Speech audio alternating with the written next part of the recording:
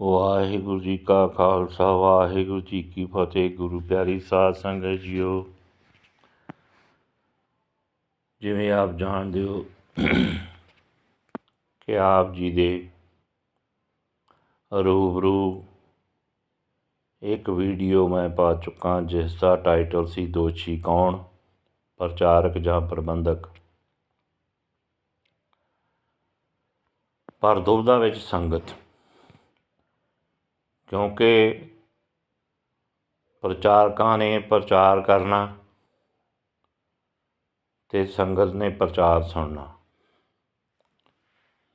ਸੰਗਤ ਸਮਾਗਮਾਂ ਵਿੱਚ, ਗੁਰਦੁਆਰਾ ਸਾਹਿਬ ਵਿੱਚ ਧੰਨ ਧੰਨ ਗੁਰੂ ਗ੍ਰੰਥ ਸਾਹਿਬ ਦੇ ਦਰਸ਼ਨ ਕਰਨ ਆਉਂਦੀ ਹੈ ਅਤੇ ਪ੍ਰਚਾਰਕ ਉੱਥੇ ਆਪੋ ਆਪਣਾ ਪ੍ਰਚਾਰ ਕਰਦੇ ਆ।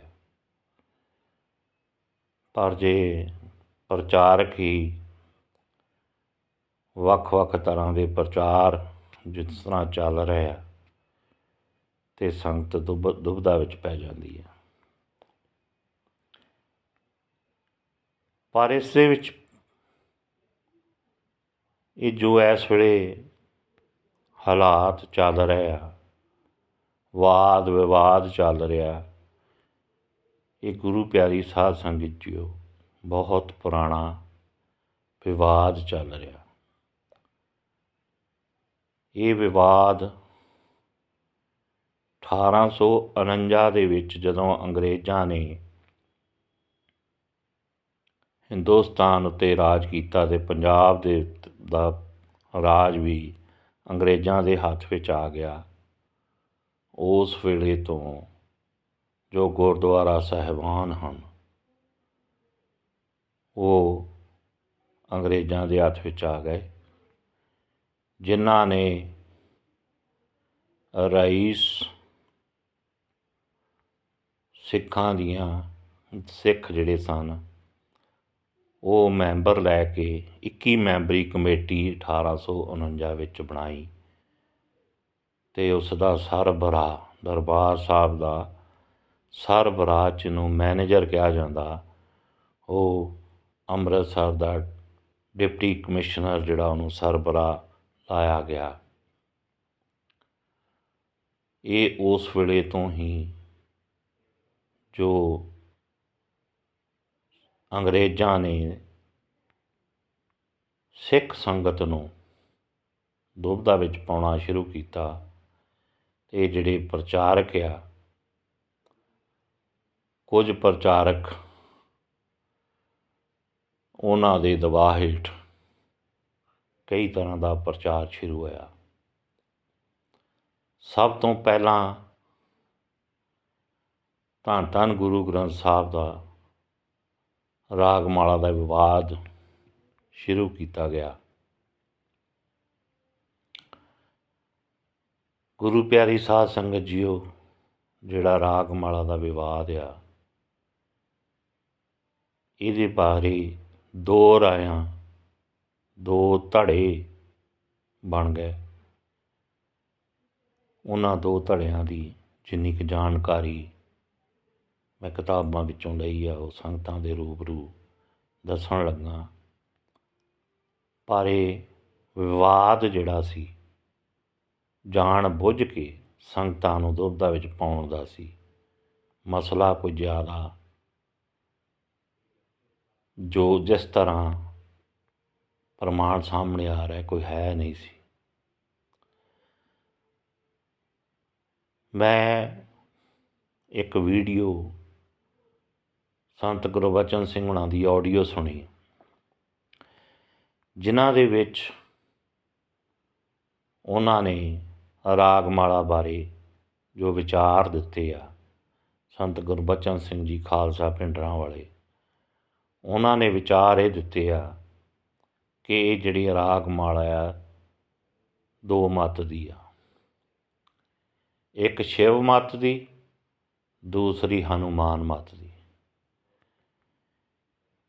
ਜੋ ਸ਼ਿਵ ਮੱਤ ਦੀ ਰਾਗਮਾਲਾ ਆ ਉਹ ਸ੍ਰੀ ਰਾਗ ਤੋਂ ਸ਼ੁਰੂ ਹੁੰਦੀ ਆ, ਅਤੇ ਧੰਨ ਧੰਨ ਗੁਰੂ ਗ੍ਰੰਥ ਸਾਹਿਬ ਦੀ ਰਚਨਾ ਵੀ ਸ੍ਰੀ ਰਾਗ ਪਹਿਲਾ ਰਾਗ ਆ, ਜਿਹੜਾ ਧੰਨ ਧੰਨ ਸ੍ਰੀ ਗੁਰੂ ਅਰਜਨ ਪਾਤਸ਼ਾਹ ਜੀ ਨੇ ਜਦੋਂ ਗੁਰੂ ਗ੍ਰੰਥ ਸਾਹਿਬ ਦੀ ਰਚਨਾ ਕੀਤੀ ਅਤੇ ਭਾਈ ਗੁਰਦਾਸ ਜੀ ਕੋਲੋਂ ਸ੍ਰੀ ਰਾਗ ਦੇ ਵਿੱਚ ਬਾਣੀ ਜਿਹੜੀ ਆ ਸਭ ਤੋਂ ਪਹਿਲਾਂ ਗੁਰੂ ਗ੍ਰੰਥ ਸਾਹਿਬ ਵਿੱਚ ਦਰਜ ਕਰਵਾਈ ਆ। ਜਿਹੜਾ ਹਨੂਮਾਨ ਮੱਤ ਵਾਲੀ ਰਾਗਮਾਲਾ ਆ ਉਹ ਭੈਰੋਂ ਰਾਗ ਤੋਂ ਸ਼ੁਰੂ ਹੁੰਦੀ ਆ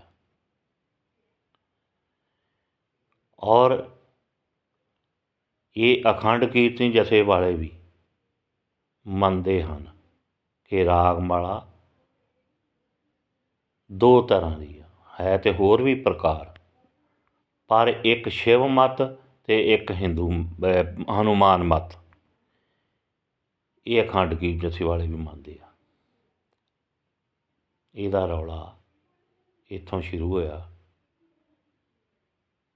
ਪਰ ਜੇ ਸੋਚਿਆ ਜਾਵੇ ਗੁਰੂ ਪਿਆਰੀ ਸਾਧ ਸੰਗਤ ਜੀਓ, ਜੇ ਗੁਰੂ ਸਾਹਿਬਾਨ ਨੇ ਸ਼ੁਰੂ ਤੋਂ ਰਾਗਮਾਲਾ ਦਰਜ ਕਰਵਾਈ ਆ ਗੁਰੂ ਗ੍ਰੰਥ ਸਾਹਿਬ ਵਿੱਚ, ਜਿਸ ਤਰ੍ਹਾਂ ਕਿ ਕਰਤਾਰਪੁਰ ਵਾਲੀ ਬੀੜ ਦੇ ਹਵਾਲੇ ਦਿੱਤੇ ਗਏ ਆ ਕਿ ਉਹਨਾਂ ਦੇ ਵਿੱਚ ਰਾਗਮਾਲਾ 974 ਪੰਨੇ 'ਤੇ ਦਰਜ ਹੈ। ਗੁਰੂ ਪਿਆਰੀ ਸਾਧ ਸੰਗਤ ਜੀਓ, ਇਹ ਵਿਚਾਰ ਉਸ ਵੇਲੇ ਸ਼ੁਰੂ ਹੋਏ, ਹਵਾਲੇ ਦਿੱਤੇ ਗਏ, ਪਰ ਮਸਲਾ ਅੱਜ ਤੱਕ ਨਹੀਂ ਸੁਧਰਿਆ। ਜੋ ਰਾਗਮਾਲਾ ਗੁਰੂ ਸਾਹਿਬਾਨ ਨੇ ਜੇ ਸ਼ਿਵ ਮੱਤ ਦੀ ਰਾਗਮਾਲਾ ਤੋਂ ਧੰਨ ਧੰਨ ਗੁਰੂ ਗ੍ਰੰਥ ਸਾਹਿਬ ਸ੍ਰੀ ਰਾਗ ਤੋਂ ਸ਼ੁਰੂ ਕਰਵਾਈ ਆ, ਅਤੇ ਜੇ ਰਾਗਾਂ ਦੀ ਜਾਣਕਾਰੀ ਲਈ ਇਸ ਵੇਲੇ 1429 ਪੰਨੇ ਤੋਂ 1430 ਪੰਨੇ 'ਤੇ ਜੇ ਰਾਗਮਾਲਾ ਦਰਜ ਆ, ਉਹ ਹਨੂਮਾਨ ਮੱਤ ਵਾਲੀ ਰਾਗਮਾਲਾ ਆ।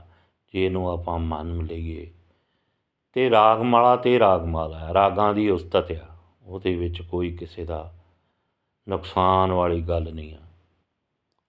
ਗੁਰਬਾਣੀ ਆ, 1428 ਅੰਗ ਤੱਕ ਗੁਰੂ ਪਾਤਸ਼ਾਹ ਨੇ ਸਾਨੂੰ ਸਿਧਾਂਤ ਦਿੱਤੇ ਆ ਗੁਰੂ ਗ੍ਰੰਥ ਸਾਹਿਬ ਵਿੱਚ। ਉਹਨਾਂ ਸਿਧਾਂਤਾਂ ਦੇ ਅਨੁਸਾਰ ਜੋ ਸੰਗਤ ਨੇ ਉਹ ਸਿਧਾਂਤ ਜਿਹੜੇ ਆਪਣੀ ਜ਼ਿੰਦਗੀ ਵਿੱਚ ਲਾਗੂ ਕਰਨੇ ਆ, ਉਹਨਾਂ ਸਿਧਾਂਤਾਂ ਦੇ ਅਨੁਸਾਰ ਜਿਹੜਾ ਜੀਵਨ ਆ ਬਸਰ ਕਰਨਾ ਆ। ਹੁਣ ਇਹ ਪ੍ਰਚਾਰਕ ਕੋਈ ਇਹਨਾਂ ਨੂੰ ਇਹ ਪੁੱਛੇ ਕਿ 1428 ਅੰਗ ਤੱਕ ਅਸੀਂ ਸਾਰੇ ਸਿਧਾਂਤ ਜਿਹੜੇ ਆ ਉਹ ਆਪਣੀ ਜ਼ਿੰਦਗੀ ਵਿੱਚ ਲਾਗੂ ਕਰ ਚੁੱਕੇ ਹਾਂ, ਜਿਹੜਾ ਆ ਕੇ 1429 ਤੋਂ 1430 ਪੰਨੇ 'ਤੇ ਰਾਗਮਾਲਾ ਦਾ ਵਿਵਾਦ ਖੜ੍ਹਾ ਕਰਕੇ ਸੰਗਤ ਨੂੰ ਦੁਬਿਧਾ ਵਿੱਚ ਪਾਇਆ ਹੋਇਆ। ਸੰਗਤ ਨੇ ਤੇ ਗੁਰੂ ਗ੍ਰੰਥ ਸਾਹਿਬ ਨੂੰ ਨਮਸਕਾਰ ਕਰਕੇ ਉੱਥੋਂ ਸਿਧਾਂਤ ਜਿਹੜੇ ਆ ਗੁਰੂ ਗ੍ਰੰਥ ਸਾਹਿਬ ਦੇ ਲੈਣੇ ਆ, ਅਤੇ ਉਹ ਜਿੱਥੇ ਪ੍ਰਚਾਰ ਹੋਊਗਾ ਉੱਥੇ ਸਮਾਗਮ ਹੋਣਗੇ, ਸੰਗਤ ਤੇ ਜੁੜੇਗੀ, ਕਿਉਂਕਿ ਸੰਗਤ ਵਿੱਚ ਹੀ ਇਹ ਸਾਰਾ ਵਰਤਾਰਾ ਜੋ ਧੰਨ ਧੰਨ ਗੁਰੂ ਗ੍ਰੰਥ ਸਾਹਿਬ ਜੀ ਦਾ ਸਿਧਾਂਤ ਆ ਕਿ ਸੰਗਤ ਦੇ ਵਿੱਚ ਜੋ ਨਾਮ ਜਪ ਕੇ ਫਲ ਪ੍ਰਾਪਤ ਹੁੰਦਾ ਆ, ਉਹਦਾ ਲਾਹਾ ਜ਼ਿਆਦਾ ਮਿਲਦਾ। ਸੋ ਗੁਰੂ ਪਿਆਰੀ ਸਾਧ ਸੰਗਤ ਜੀਓ, ਰਾਗਮਾਲਾ ਹਨੂਮਾਨ ਮੱਤ ਦੀ ਹੋਵੇ, ਸ਼ਿਵ ਮੱਤ ਦੀ ਹੋਵੇ, ਉਹ ਰਾਗਾਂ ਦੀ ਉਸਤਤ ਆ। ਰਾਗ ਸਾਰੇ ਗੁਰੂ ਗ੍ਰੰਥ ਸਾਹਿਬ ਵਿੱਚ ਦਰਜ ਆ। ਜੇ ਹਨੂਮਾਨ ਮੱਤ ਵਾਲੀ ਰਾਗਮਾਲਾ ਦੇ 2-4 ਰਾਗ ਜੇ ਗੁਰੂ ਗ੍ਰੰਥ ਸਾਹਿਬ ਵਿੱਚ ਨਹੀਂ ਦਰਜ, ਅਤੇ ਉਹਦੇ ਨਾਲ ਰਾਗਾਂ ਨੂੰ ਤਾਂ ਕੋਈ ਫਰਕ ਨਹੀਂ ਪੈਂਦਾ, ਰਾਗ ਅਤੇ ਰਾਗ ਹੀ ਰਹਿਣੇ ਆ। ਹੁਣ ਇਹ ਜਿਹੜਾ ਵਿਸ਼ਾ ਆ, ਇਹਨੂੰ ਕਿਸ ਤਰ੍ਹਾਂ ਦੂਸਰੇ ਬੰਨੇ ਲਿਜਾਇਆ ਜਾਂਦਾ ਅਤੇ ਕਿਸ ਤਰ੍ਹਾਂ ਏਜੰਸੀਆਂ ਇਹਦੇ ਪਿੱਛੇ ਕੰਮ ਕਰ ਰਹੀਆਂ ਧੰਨ ਧੰਨ ਗੁਰੂ ਗ੍ਰੰਥ ਸਾਹਿਬ ਨਾਲੋਂ ਸੰਗਤਾਂ ਨੂੰ ਤੋੜਨ ਲਈ, ਸੰਗਤਾਂ ਦੇ ਵਿੱਚ ਦੁਬਿਧਾ ਪਾਉਣ ਲਈ 1850 ਤੋਂ ਬਾਅਦ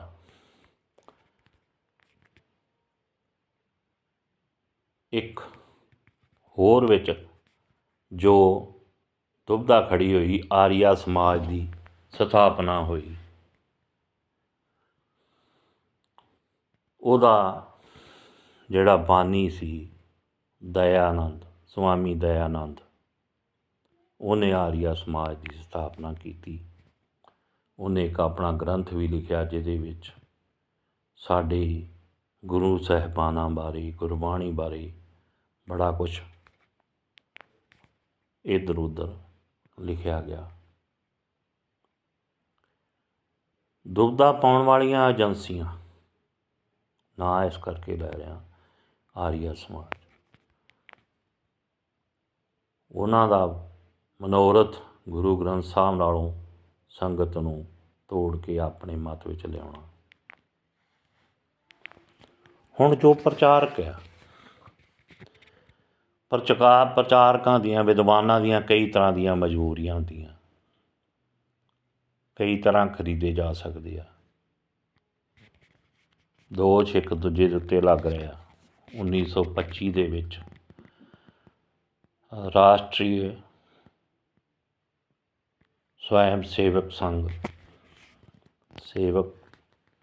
ਸੰਘ RSS ਨੂੰ ਨਾਲ ਜਿਹਨੂੰ ਜਾਣਿਆ ਜਾਂਦਾ, ਉਹਦੀ ਸਥਾਪਨਾ ਹੋਈ ਆ। ਉਹਨਾਂ ਨੇ ਵੀ ਆਪਣਾ ਪੂਰਾ ਜੋ ਪ੍ਰੋਪੇਗੰਡਾ ਆ ਸ਼ੁਰੂ ਕੀਤਾ ਹੋਇਆ। ਪਰ ਪ੍ਰਚਾਰਕਾਂ ਦਾ ਜਿਹੜਾ ਰੋਲ ਆ ਉਹ ਧੁੰਦਲਾ ਹੁੰਦਾ ਗਿਆ। ਇੱਕ ਦੂਜੇ 'ਤੇ ਦੂਸ਼ਣਬਾਜ਼ੀ, ਨੁਕਸਾਨ ਸੰਗਤ ਦਾ ਹੋ ਰਿਹਾ। 1925 ਉਦੋਂ ਤੇਜਾ ਸਿੰਘ ਭਸੌੜ ਉਹਨਾਂ ਨੇ ਰਾਗਮਾਲਾ ਤੋਂ ਅੱਗੇ ਜਾ ਕੇ ਹੋਰ ਜੋ ਨਵਾਂ ਬਖੇੜਾ ਸੰਗਤ ਵਿੱਚ ਪਾਉਣ ਦੀ ਕੋਸ਼ਿਸ਼ ਕੀਤੀ। ਗੁਰੂ ਗ੍ਰੰਥ ਸਾਹਿਬ ਭਗਤਾਂ ਦੀ ਬਾਣੀ, ਭੱਟਾਂ ਦੀ ਬਾਣੀ ਅਤੇ ਰਾਗਮਾਲਾ ਤੋਂ ਬਗੈਰ ਗੁਰੂ ਗ੍ਰੰਥ ਸਾਹਿਬ ਦੀ ਬੀੜ ਦੀ ਛਪਵਾਈ ਕਰਾ ਲਈ। ਔਰ ਜੇ ਉਹਦਾ ਪਿਛੋਕੜ ਦੇਖੀਏ ਤਾਂ ਉਹ ਕੋਈ ਖਾਸ ਕੋਈ ਧਨਵਾਨ ਬੰਦਾ ਨਹੀਂ ਸੀ ਜਿਹੜਾ ਆਪਣੇ ਆਪ ਇਹ ਕੁਛ ਕਰ ਸਕਦਾ। ਅਤੇ ਇਹ ਜੋ ਵਰਤਾਰੇ ਆ ਸ਼ੱਕੀ ਹੋ ਜਾਂਦੇ ਆ ਕਿ ਇਹਨਾਂ ਦੇ ਪਿੱਛੇ ਕੌਣ ਆ। 1928 ਦੇ ਵਿੱਚ ਉਹਨਾਂ ਨੂੰ ਅਕਾਲ ਤਖ਼ਤ ਸਾਹਿਬ ਤੋਂ ਪੰਥ ਵਿੱਚੋਂ ਛੇਕਿਆ ਗਿਆ। ਪੰਥ ਵਿੱਚੋਂ ਛੇਕਣ ਦਾ ਕਾਰਨ ਇਹ ਸੀ ਕਿ ਉਹਨਾਂ ਨੇ ਭਗਤ ਬਾਣੀ ਅਤੇ ਭੱਟਾਂ ਦੀ ਬਾਣੀ ਅਤੇ ਰਾਗਮਾਲਾ ਗੁਰੂ ਗ੍ਰੰਥ ਸਾਹਿਬ ਵਿੱਚ ਦਰਜ ਨਹੀਂ ਕੀਤੀ। ਬਾਬਾ ਖੜਕ ਸਿੰਘ ਜੀ ਉਦੋਂ ਸ਼੍ਰੋਮਣੀ ਗੁਰਦੁਆਰਾ ਪ੍ਰਬੰਧਕ ਕਮੇਟੀ ਦੇ ਪ੍ਰਧਾਨ ਸਨ। 1925 ਵਿੱਚ ਅਜੇ ਗੁਰਦੁਆਰਾ ਐਕਟ ਜਿਹੜਾ ਬਣਦਾ ਅਤੇ ਨਾਲ ਹੀ 1926 ਦੇ ਵਿੱਚ ਇਹ ਵਾਕਿਆ ਜਿਹੜਾ ਵਾਪਰ ਜਾਂਦਾ। 1925 ਦੇ ਵਿੱਚ ਹੀ RSS ਦੀ ਸਥਾਪਨਾ ਹੁੰਦੀ ਹੈ ਅਤੇ 1926 ਦੇ ਵਿੱਚ ਇਹ ਵਾਕਿਆ ਵਾਪਰ ਜਾਂਦਾ ਆ।